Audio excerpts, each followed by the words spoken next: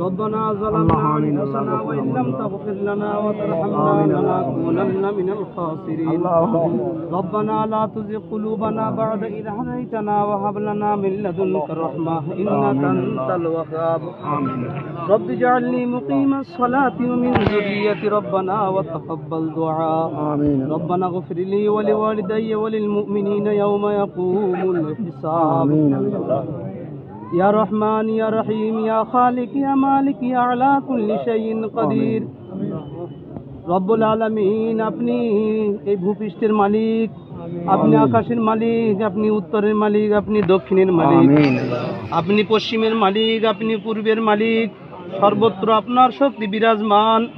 রব্বুল আলামিন, আমরা সমবেত হয়ে এখানে আপনার দরবারে হাত তুলেছি আল্লাহ।